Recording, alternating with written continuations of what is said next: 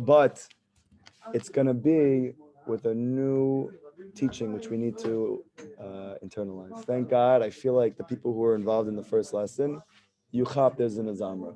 Even if you don't know exactly how to do it, even if you don't know exactly how it fits in your life, you're now conscientious of a reality that's called a zamra that causes your own personal geula. True? You're aware there's such a thing. B'ezrat Hashem, we should have the zchut to know what it is and go back and look at it again, okay? Now we have a new halacha. Ikaber kari la'amo b'boker. Like we said in the Orach Chaim, that the first halacha in the entire Shulchan Aruch is you need to strengthen yourself like a lion, la'amo b'boker, to get up in the morning. You should just say get up. And what do we say? Because the entire Torah is trying to teach you that you need to get yourself up, that this is your entire bechira in your life. Your entire bechira in your life is to choose to wake up. Your ability to choose to wake up was a zamra. That was the first teaching. Now we're going to have another thing. Hainu, meaning, shetzarich liyakum bezrizut b'li atzlut. Meaning that you need to get up with zerizut and not with atzlut, with heaviness. You need to get up with vigilance and not with lack of energy. What do you mean? How do I determine that? I got it from my parents that I'm like this. It's because I have a condition. It's because I have a this, I have a that. It's because I'm not excited. It's because I'm not this. Comes Rabbeinu Zal to teach you that if you chop reality, if you're connected to reality, then you must have zerizut when you wake up in the morning. Look, I'm a person, I used to sleep 12 hours a day. I'm a person who I was completely connected to the secular world and secular wisdom that told you need at least 8 to 10 hours or something is wrong and your whole day is off. And if I got less, I was so connected to that in my mind, I felt sick when I woke up. I felt like something was off. I had to go back to get that 8 hours. Get those 8 hours. The Shulchan Aruch says a Jew only needs 6. And if you get less than that for the sake of spirituality, you're fine. But what do you mean? But the doctors say not like that. The medical world says not like that. Okay, so you choose your tzaddik. But I can tell you, I got 5 hours of sleep last night, and I feel with more energy than everybody here. How is that possible? Because I do not invest in secular wisdom anymore. I don't believe in the medical community at all. I believe in Rabbeinu. I believe in real tzaddikim. And because I believe in them, I have zerizut. Like we give this example all the time. If you woke up this morning and you didn't think, okay, here we go again, I have to go do this, I have to deal with this, I have to do that. So yeah, for sure, you're going to get up with atzlut, with sadness, with heaviness, because why do you want to get up? You don't want to get up. But if you mamish feel that is the greatest blessing in the world, that there is a mission for you today that is higher and greater than anything in the world, then it's going to be hard for you to get to sleep at night, and it's going to be very hard for you to stay in bed. But to get to the point that you actually are like that takes a time. It takes a lot of hipodadut. It takes a lot of bittul to the tzaddik. It takes a lot of learning his Torah. It takes a lot of going up and going down. But if you don't give up, one day, you mark my words, you're going to get up with Zerizut after 5 hours of sleep and be excited to do so, even when your entire family is sleeping and all your friends are sleeping. And you're going to have more energy. And you're going to cry from happiness. It's not true what they say. The whole reason we need 8 to 10 hours of sleep in the secular world is because we're all sad and we're all hopeless. So then for sure you need 8 to 10 hours of sleep. Probably need more than that. 24 hours of sleep. We machav into it, you see? We machav into it. This is the concept of Emunah. Like Rabbeinu Zal says in the Likutey Halachot, Zerizut hu b'chinas Emunah. Zerizut is Emunah. People think to themselves, Zerizut is like a madrega. When I get to a certain madrega, I have Zerizut. And it's true. It is a madrega. But the madrega is Emunah. What is the proof that a person has Zerizut? What is the proof that a person? Oh, sorry. What is the proof? Hey, the holiest sleep you ever saw in your life. What is the proof that a person has Emunah? Sorry, I should say. What's the proof that a person has Emunah? You ready? Zerizut. I thought you were saying that first. Yeah, I know. Sorry, I messed up. How does that make sense? What's the what? A person can have Zerizut. No, yeah, 100%. What's the proof a person has Emunah? Zerizut. That's what Rabbeinu teaches. What was the question? Yeah. Why? Because he believes there's good. He believes there's hope. He believes there's purpose in my life. As soon as a person really hops and believes that, he automatically moves quickly. It's the natural outflow and expression of Emunah. Now that's a madrega, because it's a very high madrega to have Emunah. But how do you know you got there? Or at least the shtickle got there a little bit. If you get up quickly from bed. And not just quickly from bed, mamish, meaning you always get up quickly from sleep. Whenever you're sleeping, I understand. And at the same time, you should know that it's well within your capability to achieve it, and you're actually brought to this world to do so. You have to understand that Rabbi Nachman does not hold that there are some people who are supposed to be tzaddikim, and there are some people who are supposed to be nevach, and there's some. He says the pasuk that says the Jewish people are kulam tzaddikim is a real thing. You're all tzaddikim. What's your ability to achieve something? You must believe in that reality first. When a person listens to Tony Robbins, and all of a sudden he gets amped up, oh, I can go make a lot of money and be very successful. Where did that whole entire thing start for him? Belief. Belief. Rabbi Nachman teaches what is the life force of a human being? Emunah. You're going to say, yeah, but the whole secular world doesn't believe in anything. That's not true. Everybody believes in something. Some people believe in Hashem. Some people believe in money. Some people believe in themselves. Some people believe in material possessions. Some people believe in sleep. Some people believe in science. You cannot function if you don't believe. You would never get out of your bed if you don't believe. And that's the whole proof that you have depression if you don't get up. But everybody who gets up from bed, it's because they believe in something. You can't avoid believing. You just choose what. If you believe in Teva and you believe in nature and you believe in science alone, then you're bound to the laws of that. And you do need 8 to 10 hours of sleep. And if things are not going well in your life, you should not get up from your bed, and you should be depressed, and you should go on antidepressants, and you should see your therapist. Because according to Teva, your life sucks. But if you take that belief and you reallocate it, instead of investing that belief in secular wisdom, in the lowest expression of reality, and you elevate your belief to the Ein Sof, the one who has no limits, the one who has no constrictions, the place of infinite good, of infinite peace, of infinite love, and you believe in that, and that created you and gave you new life today. And the only reason you actually were woke up today is because Hashem consciously decided there's an ability for you to go Makayim and achieve something you never did your whole life. Then you cannot wait to get up in the morning. But your ability to do that obviously is dependent on your belief in that. And to be able to have Emunah takes a lot of hiporatu, and a lot of deveku with the tzad, and a lot of truth. But you have to know it's waiting for you. You can't. A lot of people they'll just say, okay, oh, it's a serious madrega, and then they move on with their life. Why? Because what they mean by that is that doesn't apply to me. I'm gonna go back to work because that is a serious madrega for somebody. Rabbeinu Zal says this doesn't apply whether you go to work, you don't go to work. You're a man. It doesn't make a difference. Kulam tzaddikim. No matter what you're doing, you're a tzaddik. But you have to believe that first. Like when people tell me, why do you tell people an hour? I read this book, they say start with 5 minutes or do 5 minutes. This one says 10 minutes. This guy told me sha'ah, you can interpret it just means a moment. Okay. And you know what? I mamish had a person, I should just tell you. I went to a group of people who have a lot of trials and tribulations. I know you all think you do. They have more, okay? And I told them the first time I spoke about an hour of Yibodim. And in order for me to go speak there was a guy who was already a mashpia there of Breslov. He was giving over Rabbi Nachman's teachings there.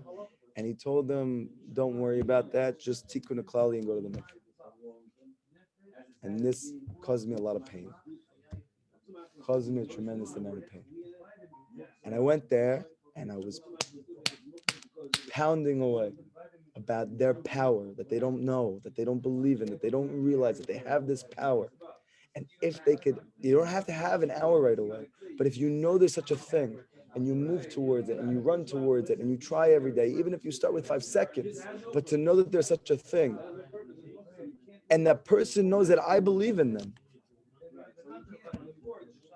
even though nobody ever believed in them, then that in itself is healing. And I mamish had a person weeks later, a person who was like, he's so connected to the physical world. For him, on paper, it's just money, it's clothes, it's this, it's that. And he mamish was giving tochacha, he was giving rebuke to everybody about Emunah a few weeks later. That's why you got to go talk to Hashem. That's why you got to go do this. That's why you got to go do that. I had such hana. But you should know, I met the person from before. When I was giving over this thing, the person who was listening wasn't paying attention. Meaning the mashpia who was there before, he was just reading. He wasn't even looking at me as I was talking. I saw him later in a mikvah. And he told me, you should know, David, you're not doing right by those guys. I said, why? He said, because this is a different generation. We're not like that. You need to understand yourself. Trust me, David. I've been learning for much longer than you have. I know Rabbeinu's teachings. I know what you're talking about. I've been learning for 20 years. I went all in, and I lost it. You have to know yourself. Start simple. Tikkun klali, mikveh, and if you ever have this chut, talk to Hashem. I say, okay, that's great.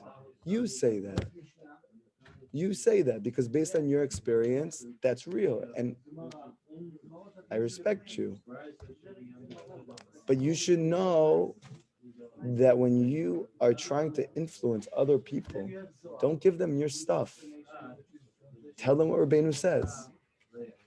Don't assume that you know more than Rabbi Nachman ben Fega, that he made it for one generation in the 1800s and he had no idea what was going to happen, because it's mashma from everything he said, he knew exactly what was going to happen.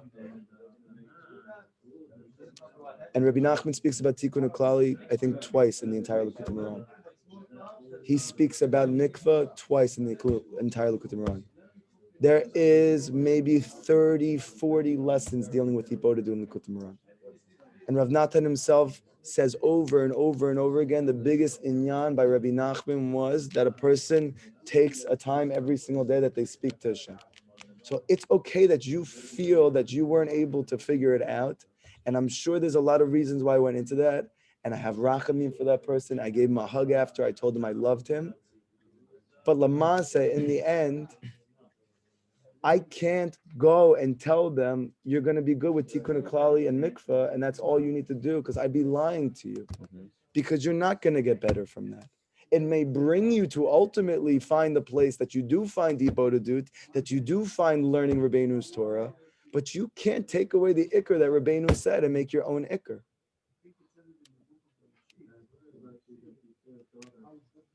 And Lamanse, as a result, I'm seeing mamish people off the street who you would say they're not at a high level, they shouldn't be learning, they shouldn't be doing this.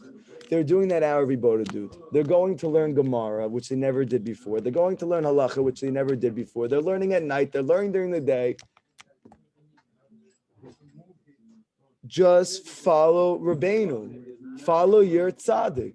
If you don't believe in him, so pick another one. You don't. It's a beautiful thing. You don't have to pick and choose. You don't have to do it. Find a doctor and go take the medicine. Are you saying they shouldn't learn Gemara? They should. No, yeah, I know. It's good.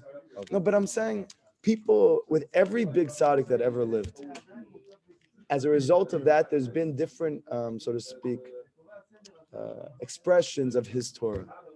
Some people pick one thing, another guy picks another thing. Somebody holds that Rabbeinu's whole thing was emet, another person holds Rabbeinu's whole thing was mikveh. Another person holds Rabbeinu's whole thing was tikkun klali. But stop thinking about what his inyan is. Go look at what he says. What does he say? Learn Gemara at night. This is what he says. He says, pray, learn, pray. I had students that they were doing Hibodedut every day and they weren't learning and they were very sad. But they were heard that all you have to do is Hibodedut. It's not true. Rabbeinu said it's not true. Another person, he's learned, and he's sad and he's angry and he's confused. But what do you mean? I thought learning, that's all you have to do. Not true. Rabbi Nachman says, pray, learn, pray. You got to continue to go back and forth between the two. Don't make your own thing up and then say that's what Rabbeinu meant. You can't say what Rabbeinu meant. What did Rabbeinu say? That's what he meant. What did Rav Natan say that Rabbeinu said? It's very simple. But when you don't feel that you believe in yourself, that you can do those things, or that Rabbi Nachman meant what he said, or Rav Natan meant what he said, then you make your own thing, and everybody goes down with you. And that's very chaval. But we have Shacharit, Mincha, Arabit. Of course. And then we have Star in the middle. So what are they saying? I don't get No, because you have to understand that, whatever, it's a whole thing. Anyway, the whole point is Emunah. The expression of Emunah is Zerizut. It has nothing to do with if you're Sephardic, if you're Ashkenazi, if you're Hasidic. Even if your culture that you grow up, you walk very slowly. Even if you live in the Midwest and they move slowly. As soon as a Jew has Emunah, he has Zerizut. It doesn't make a difference. You'd be like, oh, I'm Bukharian. We just don't move so quick. We don't have to go so fast from thing to thing. Relax, take it easy, it's not a big deal. Is Rav Daniel Cohen Bukharian or no? Yeah. You ever see him move? No. Saying in the community, you ever see him move from mitzvah to mitzvah? He didn't grow up in a Bukharian home.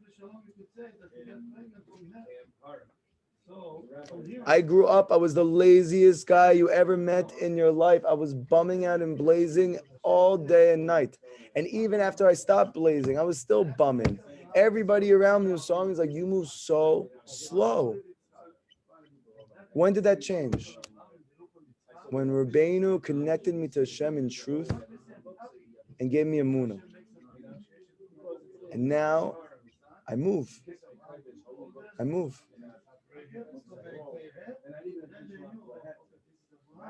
They used to ask Rav Natan when he went to the mikveh. You know, there's some people, they go to the mikveh, they hang out in there. It's like a banya for them. They stay for an hour, even though their wife needs them, even though their kids need them, even though their job needs them, even though they're supposed to be learning X, Y, and Z. And they think they're doing a huge mitzvah. You're not doing a huge mitzvah. The mitzvah is to go in the mikveh, and that's the mitzvah. Come out and go do another mitzvah. But only a person who has true emunah is going to do that. They used to ask Rav Natan, what was his kavanot when he went into the mikveh? What do you think about when you go in the mikveh? He said, when I'm going to get out. That's what I think about. What do you think about when you walk into the mikveh? I think about when I'm going to get out of the mikveh. He says you have to steal time. There's no such thing. You should know in Chazal, there's no such thing as just slothing around. There is no reality like that. There's no Hasidic sect like that. There's no nothing like that. If you see that there is a Chassid or a Jew or this, and his part of his way is slothliness, that he moves slow, that he doesn't run from mitzvah to mitzvah, that's not because he's Hasidic. That's not because of his Rebbe.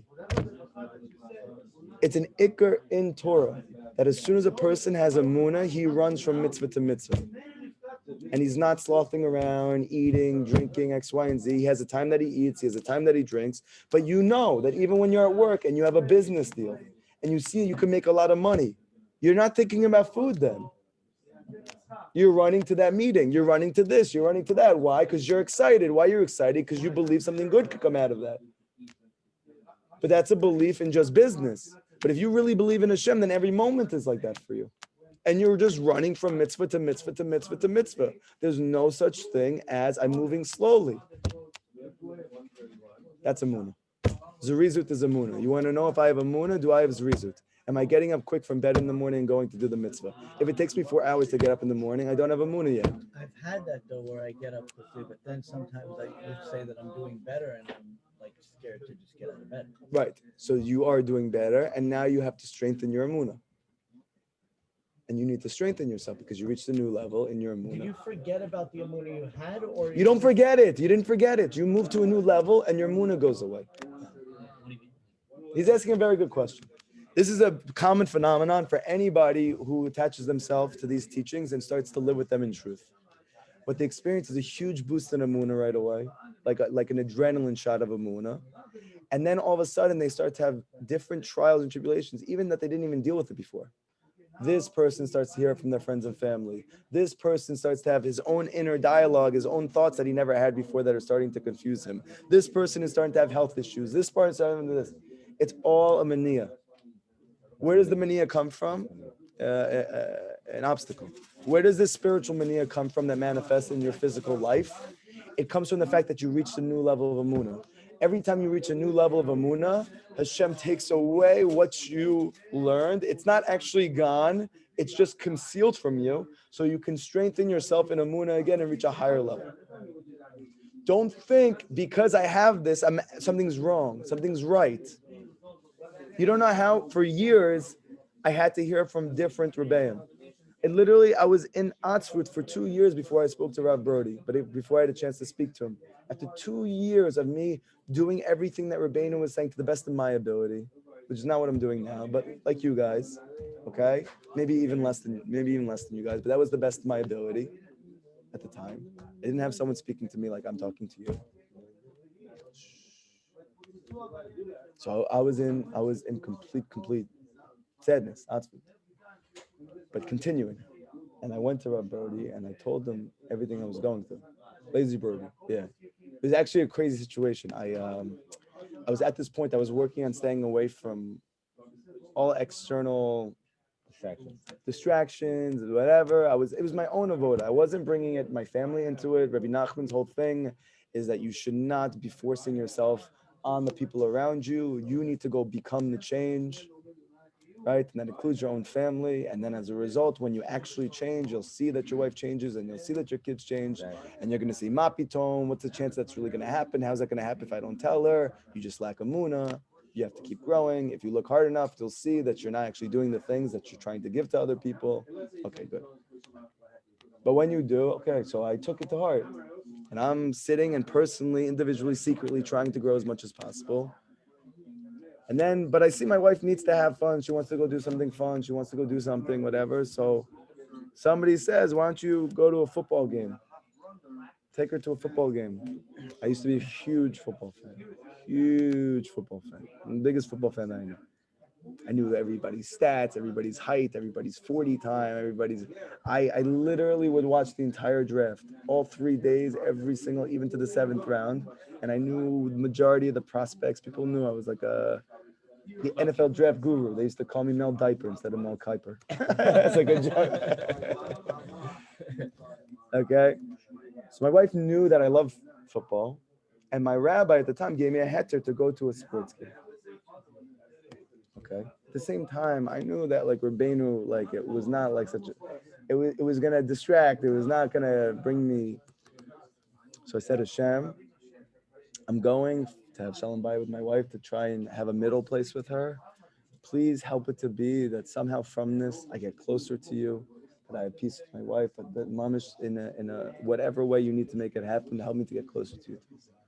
And mamish, we get the tickets for the game. We go to the Giants-Jaguars game, this Jaguars game, I forget what it was. I convinced my wife because she's from Israel. She'd never been to like an event like this. So I told her, just imagine it's like Israelis and non-Israelis. You know how you guys are like, it's like you against the world. So I said, we're Jacksonville Jaguars fans. We're going to the Jets Stadium. They're all diehard Jets fans. Just imagine that they're all like a different whatever. And you're going to see when I have my Jaguars shirt and jersey there, they're going to be throwing things at me. They're going to be screaming at me. Don't get defensive. It's okay. Don't think because you're Israeli and like you're this, you don't want to be a friar. It's not like that there. They're going to think I'm the enemy. So you go in there. Ends up being, thank God, nobody actually gave me a problem. I think yeah, there's room I keep it there. I probably had a sweatshirt on though. I don't know. So I went. And literally, though, after the game, I saw that Rav Lazer Brody happened to be 15 minutes from the stadium, giving a tour for only a few towns, going back to Israel. And at that point, I was living with Rav Brody's giving over Rabbeinu's tour. He was giving me so much chizik at that point. It was keeping me going. I'm like, oh my gosh, Rab Brody. I said to my wife, I said, can we please go see him? She said, yeah, sure. Because she was happy. Now that she's happy, she wants to do whatever it is. That's how it works. When a woman's happy, she would love to go grow with you spiritually. If she's not happy, she's not going to want to grow with you spiritually. So we go. And after it was over, and it's funny because the entire shul was like not used to any of these teachings. And like their head was spinning because he was trying to explain to them that it was like on them, that their wife was perfect and their issue was on them. Oh my gosh, the guys there, and they were making jokes about their wives and about their daughters. And it got so awkward because Rav Brody like just rebuked them publicly to everybody that was there. And he spent like 10 minutes, he wouldn't even move on. He said, you're speaking about the daughter of Hashem, you're speaking about the princess of Hashem, you're talking about, it got so awkward. And at the end, the thing was over, and he was sitting there, and everybody left after, and I went over to him to ask him, to talk to him about what I was going through. I said, can I please speak to you? My wife said he's going through a lot. And he said, sure, what's going on? And I told him, and he smiled, and he looked at me, he said, you like sports? I said, sports? Did you hear anything I just said? I had something going on for my whole life, and I just opened up for the first time to another human being about everything. And now you're asking me if I like sports. I'm like, oh my gosh. He's not like, it's not what I thought it was. You know, I thought he really understood me based on the way he spoke and X, Y, and Z. And I said, yeah, I love sports. He said, you like basketball? I said, yeah, I love basketball. He said, you ever watch the NBA? I said, yeah. I said, okay. So before he got to the NBA, where was he? I said he was in college. Before he got to college, where was he? He was high school. Okay, great. So he says, when that player was in high school, let's say he got so good, he became the best player on his team. When he became that good, did it get harder for him or got easier? I said, it got harder. I said, why? Because he got more defense. They had to pay more attention to him, X, Y, and Z. I said, okay. And then when he literally got a scholarship that he could go play college ball for the NCAA, did it get easier or got harder then? I said, it got harder. I said, if he has the zchut that he plays so well, he becomes the best player on his team, and then becomes eligible to be drafted. It gets easier for him, it gets harder. I say, it gets harder then. So if he gets drafted to the NBA and he plays in the NBA, it gets easier or harder for him? It's harder for him. I said, David, he looked at me with the straightest face, the most serious face. He said, it's not because you're doing bad that you're struggling. He says, because you're doing so good. It gave me strength for an entire year. Entire year. Because you're doing so good, that's why you're struggling.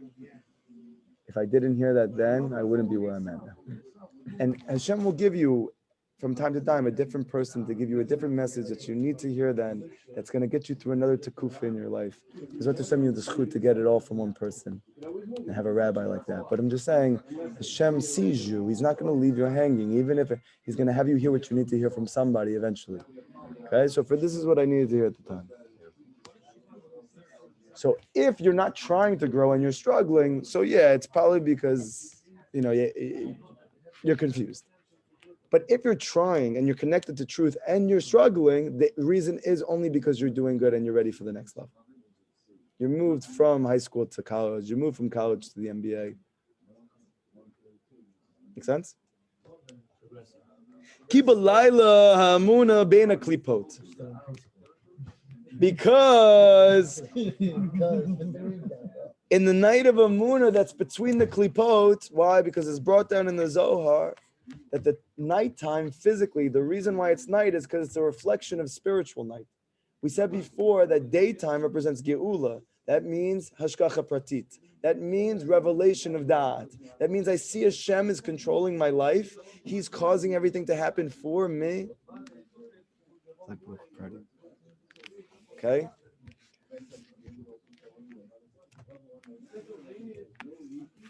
So he sees Hashgacha Pratit in his life. He sees Mamish that Hashem is causing everything in his life. That's the best feeling in the world, no matter what's happening. It's a great feeling. It's not a great feeling. It's ecstasy. It's really ecstasy. If you hop with it, and it's beautiful. Beautiful. It's truth. It's ecstasy. When you're able to experience the truth, you feel ecstasy. That's why it's called Simchat Torah, by the way. Simchat is an expression of Torah. Simchat is going on the Torah. What do you mean? I learned Torah, but I'm not happy. It means you're not learning Torah. It means you're learning the book in there. But that's called the Sefer Torah. But when you have real Torah, Simchat Torah. Has to be Simchat Torah. Because Simcha and Torah always go together. Truth and happiness go together automatically. If you're thinking something and it's bringing you to sadness, it means that what you're thinking is not true. Because the truth always makes a person happy, Rabbi Nachman says. Go and think about it. Nighttime. Can you delve on that? We're gonna get one thing at a time. One thing at a time. One thing at a time. We had a delving tomorrow. Remember this, and we'll go back into this with Hashem. Okay. Okay. Key, because the Emunah at night, meaning nighttime, means concealment of da'at, concealment of hashgacha pratit, concealment that Hashem runs my life. I don't see that. I see that my family is giving me a hard time. My friends are giving me a hard time. I'm struggling at work. I'm struggling to get married. I'm struggling to stay married. I'm struggling with my children. I'm struggling to have children. I'm struggling to buy that home that I'm looking for. My wife's giving me a hard time about it. If we just get that home, everything in our life is going to be good. All our problems are going to go away, whatever you believe. Is that not true? What do you think? I'm asking you. What do you think? I'm asking you. Come If on. Barry got that home, his life would be sad. He'll never be sad another day in his life. What? Yeah, I'm not thinking about it. I don't know. What do you think? I think that basically once you get it, and you never. That's life. You got it. Right? You got it. Good. Once you get it, you get it, and then you got it. You got it. Is the thing that you Yeah, need that's in the order to thing. make you happy. That's You it. got it, and then Good. and then you And got then you're it, good. and then you're good, no Right. matter Okay, what. good. And you got it. Okay, but nighttime. Why is it that Hashem is concealed then? Because that's when the klipot are out. Many people think that the reason why we all go clubbing, we go out to the bar, we go to the rooftop, we do the shashlik. I got it right? Yeah, not I used to say shashlik. Shashlik. I got rebuked last night at 12 o'clock at midnight. Thank God. It's Yes. the right time to get Yes, rebuked. my It's time. nighttime. Oh, nice. Clippers are Yeah, out. clippers are out. Okay, clippers are out. Okay. LA Clippers. Oh my gosh. Now that's the real reason why they're not the city, they're not the team in LA. Right. Because they're the LA Clippers. That's why they never figured it out. Exactly. No matter who they get, even if they get Kawhi and they get Paul George, they're still second to LA. You know why? Because they're the Clippers. Yeah, it doesn't. Okay. Good. Clippers. So now, the reason why is because Hashem makes that there's two modes in your life. There is a mode that you experience that everything is good because everything comes from Hashem. And then there's a time where that's hidden from you. It's called nighttime. But Hashem allows those klipot to be out then. Why? Because there's something that you can do at that time you can't do during the daytime. Believe. Because when you see Hashem is doing everything for you, you don't need to believe that. You see it. Right.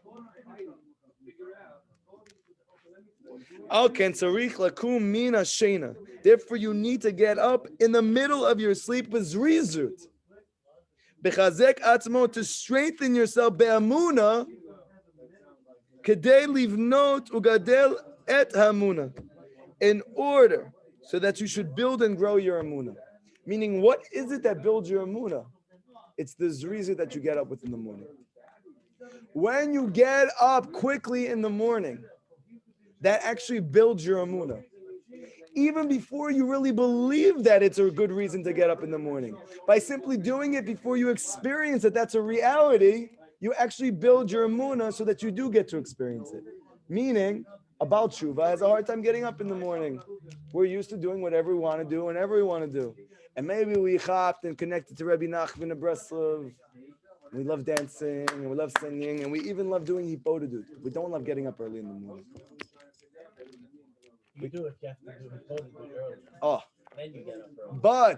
But if you can get yourself up in the morning, listen, if you can get yourself up early, b'li emunah, without actually believing that you should be, if you can get yourself up early in the morning without wanting to, with forcing yourself to, even though everything is telling you no, your body's telling you no, your mind is telling you no, your heart's telling you no, everything is telling you no. No means yes. But you force yourself to get up anyway. This is going to bring you to Emunah, Rav Natan says. This is going to bring you to real Emunah. That's what builds the Emunah. That you are acting not in the Emunah that you have currently, but in the Emunah that you would like to have. And that's what brings you. But how do you get that alacrity to begin with? Okay, he boated it. Okay, we'll get there in a second. No questions yet. You muted him? He muted himself because he's a real chassid. And this is like it says that you need to arouse yourself, that you need to arouse the dawn. You need to arouse the dawn. It doesn't make sense. The dawn is arousing you. What gets up? You do what the dawn gets up. I understand the dawn arises and then you get up. Right. What is it teaching you? You need to awaken the dawn. With the zamba. Hainu bechinat ayelet hashachar. Because we have in Tehillim, it says ayelet hashachar, bechinat malchut. What's the concept of ayelet hashachar? Right, I believe it's Tehillim 22. Yeah. 22, yeah. Ayelet hashachar. What's ayelet hashachar? It's about Esther. It's about Queen Esther. Queen Esther wrote it. We say this. No, the whole Ayelet HaShachar is talking about Esther's whole experience of being in exile in Persia by King Achashverosh. David. Wait one second. There's a whole inyan by that Tehillim that's a very important Tehillim. Maybe the most important, if not the most, one of the most important. What's the deep reason why? Because Esther is Malchut. Esther represents a Jew in exile. Right? And if you look at the whole entire story, you're going to see many, many connections. How is that so? Because she is Jewish and nobody knows it. She is Jewish and she doesn't show it. She's lost and confused and she's captured by a king that she has to do what he says even though she's not married to him. That's the Sitra Achra. Comes along Mordechai, the tzaddik, and tells Esther the Ge'ul is going to come through you. And she believes in Mordechai. And as a result of that, what does Mordechai tell Esther to do? Tell him you're Jewish. Tell him you're Jewish. Because the whole world's waiting for it. Don't think it's the opposite. Go tell him you're Jewish. You're going to bring the whole Ge'ula. But you see, Mordechai, the tzaddik, is not the one who brings the Ge'ula. It's Esther. It's the Jew. The Jew who has to have Emunah. Esther is Malchut. How deep does this go?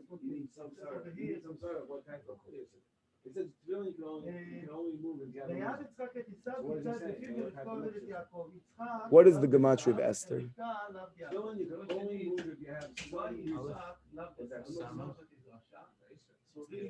Tough race. 461.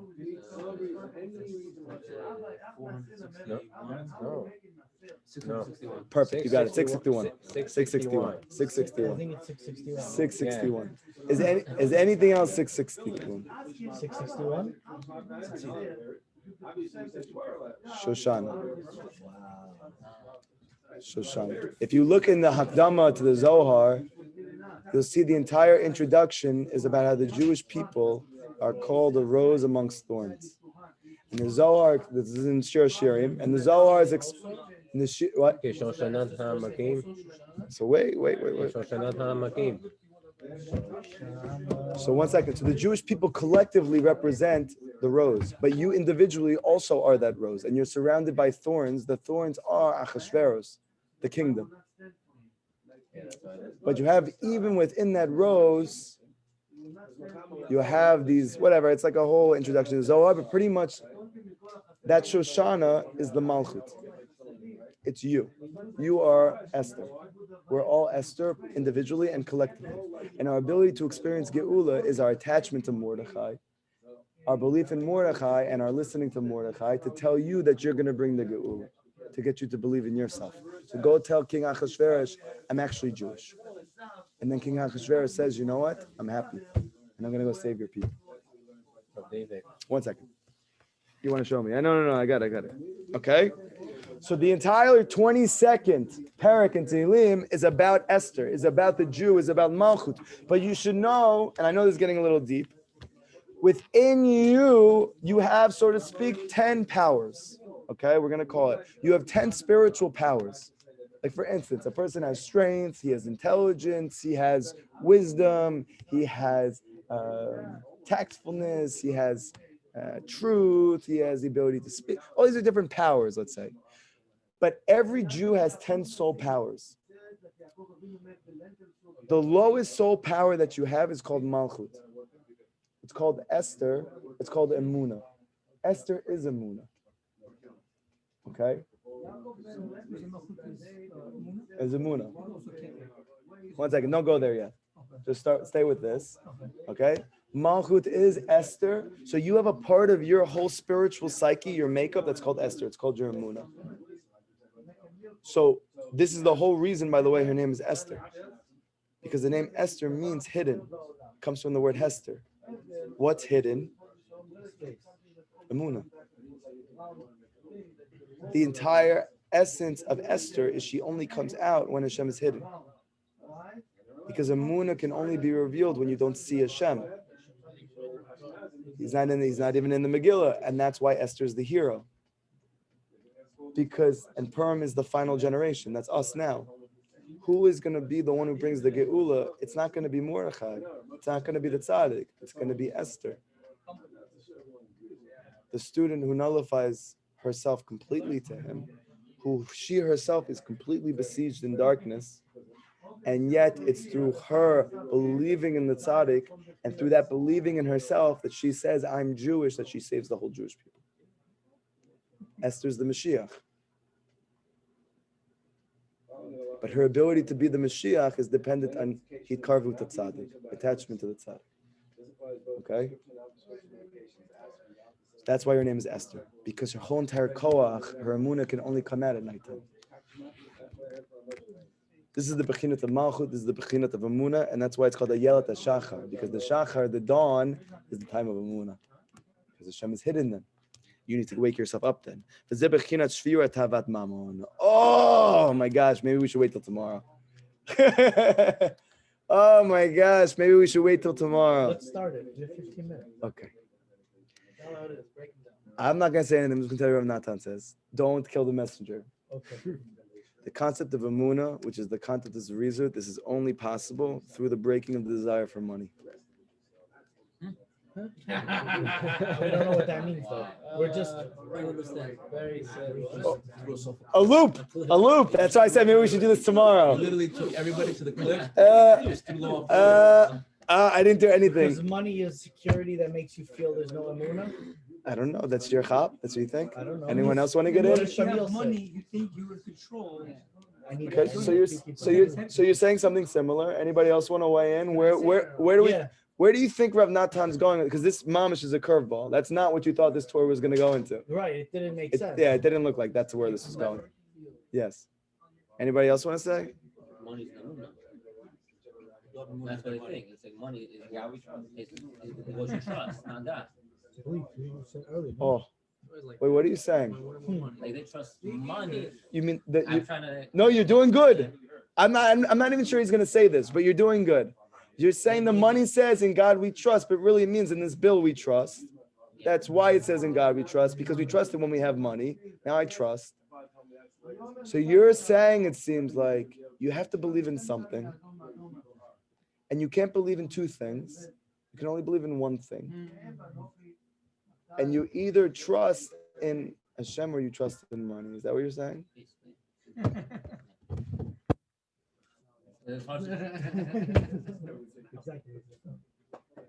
Benny, you want to weigh in? No, I asked you to. Go ahead. No, What's that? Love Hashem. With all of your meodecha. Don't love meodecha. Love Hashem. But wait. I have a question. I know we're gonna have to delve into this tomorrow. I know this is probably gonna be a very traumatic episode for everybody here. Should we do a talk about it? But let's talk about it right now. Epic. But so listen. For baby. One second. Epic. We have a problem here. What's the problem? Whatever he's saying now goes completely contradictory to the secular world, to living in New York City, to go. Well, no. It's right. You're right. Essence that a person has to wake up today because I need to make money today or tomorrow or my future. And if I don't, I'm not gonna have a life. So what are you saying? 1 second. Wait, everybody get off your phones. You shouldn't be checking out now. Check. I'm not saying anything, but yeah. Yeah. Not because he has to go make money. He has to break that desire. Because waking up doesn't mean I'm going. Listen, Ellie, this is your answer. Get off the phone. No, because this is for you. No, this is for you. This is your. I just want to make sure that you're not upset. No, I love you. It's so hard. I'm not. Stop. Listen to Benny. Listen to Benny. Stop talking. But the whole world in general, the reason why we wake up so we go to work, we provide for our family, chill, vibe out, that's our thing. Good. But that's not the reason of why you're waking up in the morning. You're really you have to break the desire because you really have to wake up to serve Hashem. That's called waking up. Not taking this concept of waking up to go make money. Class right now, I wanted to learn it. 1 second, Benny. Benny, alive. Good. So you're saying Parnasa is saying to break the desire of waking up for us. Why? Right? Why? Because Parnasa, that's the reason why I believe people are waking up. Or maybe he's saying that's why people are sleeping. Maybe he's saying that's why people don't wake up in the morning. Why? There's a hustle in making money. No, you're not. No, you didn't get it. You missed it. Oh, maybe I'm not on your line.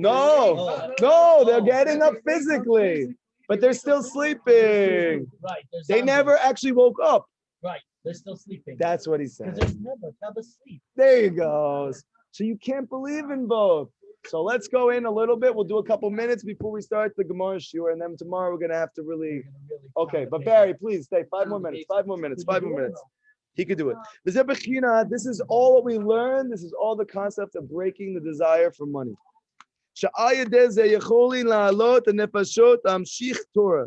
That through this you're able to ascend the souls and to draw Torah. Who knows what's going on right now? Hashgacha.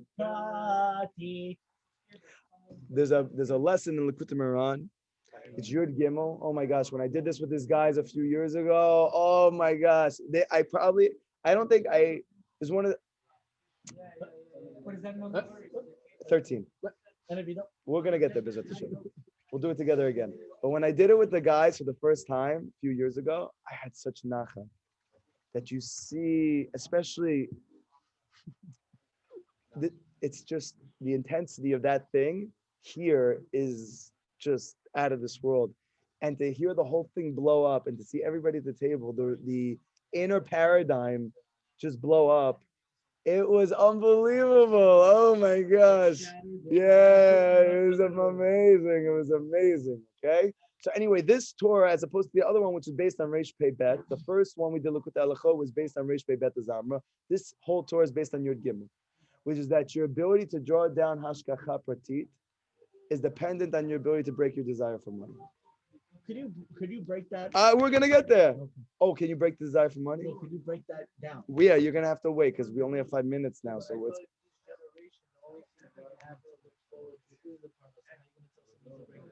I'm not telling them to do anything. It became a sport. It became a focus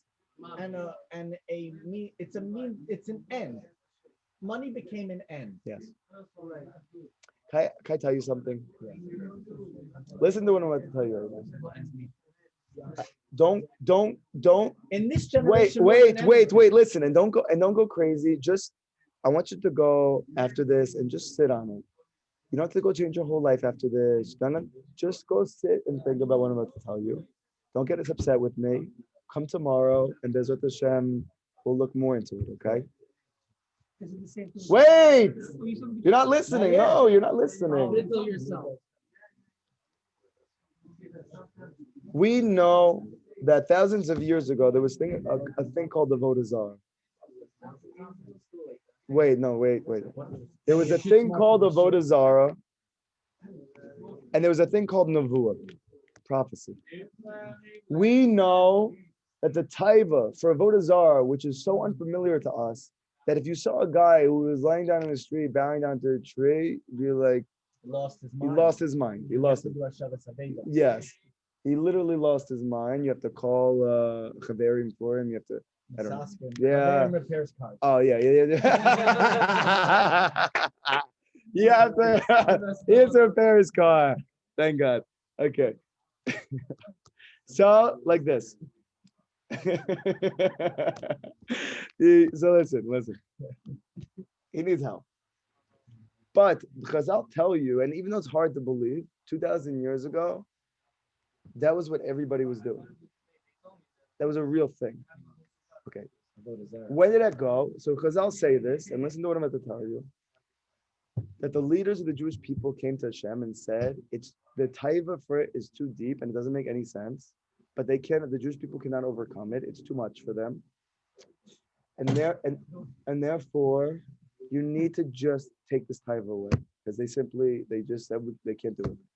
They're not going to be able to make it and to accomplish what you brought them here for. This taiva being as intense as it is. Hashem says, don't worry, you got it. I'm going to actually literally take it away from the world, but I'm also going to take Nebuah away from you. I mean, that's sacrifice. You're going to lose the greatest klipa, but you're going to lose the greatest madrega. You're going to lose the greatest taiva, but you're also going to lose, as a result of that, the ability to overcome that would bring you to Nebuah, that you would mamish yashkacha patit every single moment. Okay, good. So now, good. But even though that happened, maybe the situation never really changed. And that is that Avodah Zarah of bowing down to trees just transformed and transmuted it into a new reality, which is just as real, which is just as intense, which is just as pervasive, and now just as subconscious. Meaning nobody sees it as anything, and it's the most normal thing in the world. And if anybody told you, what are you doing? They'd be like, what are you, crazy that you don't want to go do this?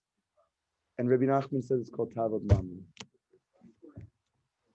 That the final Avodah Zarah that needs to be broken for Mashiach to come is the desire for me. No. Listen, it's not, you have to, no, you have to wait. You have to, no. You have to, no. Yeah. Why? Wait, why? Why? Because we're bored. No, why? You're bored, why? Because you don't have Emunah. In what? In anything. No. In Hashem. What do you have Emunah in? You have Emunah in Teva. Making money. That's why. No, what? You're No. on chat that have nothing to do with money and all day. No, I'm not. I'm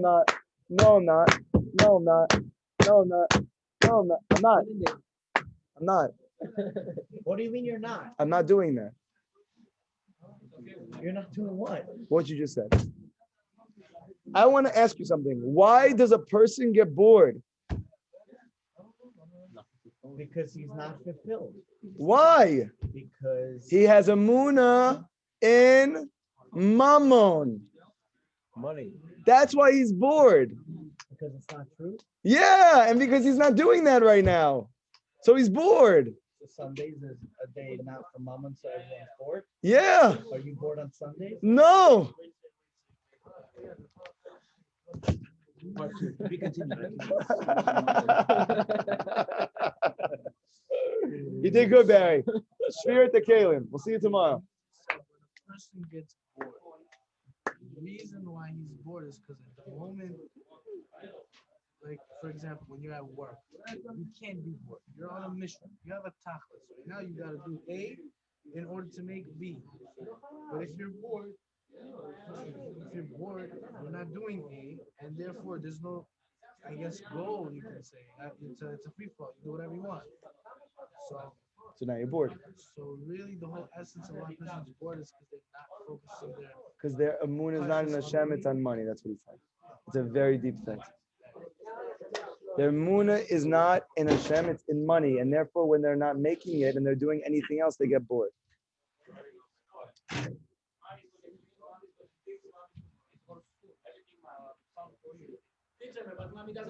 How does a person overcome being bored? By having Emunah in Hashem. A person who's Emunah in Hashem doesn't get bored. So is it okay then to look into, for example, male? It's not about what's okay and what's not okay. I'm explaining to you, Zerizut, that when a person, yes, of course. You tell me. Okay, listen, it's a very deep thing. We're gonna have to go more into it tomorrow, but very simply put. So secular wisdom means bored. I'm bored. Of course. Because I don't believe in Hashem, I'm bored. I have to go fill up that time. That's why I'm looking at YouTube videos. That's why I'm staying up late at night. That's why I'm having trouble getting up early in the morning. Anything that's physical is bored. Anything that's spiritual, that means you're not So, bored. so, That means if so you're learning still about your learning, job. you're not bored. You would go to. But I'm only not bored because I have Emunah. If I didn't have Emunah and I was learning, I get bored very quickly. Right. So the person sitting there checking WhatsApps and sending different things, he would watch YouTube. He's bored because he doesn't believe in Hashem. So whenever, let's say for example, me personally, Yes. I'm scrolling through YouTube. It's because you're bored. What if you do a job for And that's also why it's hard for you to get Emunah. Because you're bored. There's no way to do both. You don't want, it's not about, there's no way you wouldn't. No, I don't. Why would a person want to be bored? Listen, some people. Again, no. Comes from So I'm explaining to you. Listen to what I'm. 100%. No, you're missing. If you go on in order to figure something out for your job, because that's your job, that's not called you're bored. It's called your job. That's called you have a Emunah in Hashem, and So when you're working on doing your parnasa, you're not Yeah, what bored. do you think? You're not supposed to do anything else? Wait, it depends on the level. No. We're talking right now. We're just bringing down a Metziut. We're just talking about a reality. Tomorrow we'll discuss more the particulars. But very simply, he's dropping a bomb. He's dropping a bomb. This is a bomb. The reason I am busy looking at my phone is not just because I'm addicted to technology. The reason I got to that point is because I'm bored. Why am I bored? Because my goal and my Emunah is in money. It's a very deep thing. We're going to have to spend a lot of time thinking about this. Every single person who is bored, every person under the sun who's bored, it's because they have a taiva for mammon. And if it's not a taiva of mammon, it's just not taiva in Hashem. And then automatically that makes them bored. It can have a lot of money. They can be born with a lot of money. I understand. He just wants to know, is everybody who's bored have a taiva of mammon? Not necessarily, but everybody has a Emunah in something that's not Hashem, and that's what's making them bored. I know from the days that on Sundays when I'm not involved in Mammon and I'm involved in doing things that feel great. Yeah, of course. Oh, what'd you say? On Sundays when you're not involved in work and everything and you're tapped into this, you feel good. Yes, come Not guys. the day from home. Yeah. Learning Gemara. Everybody have a great day. Meal?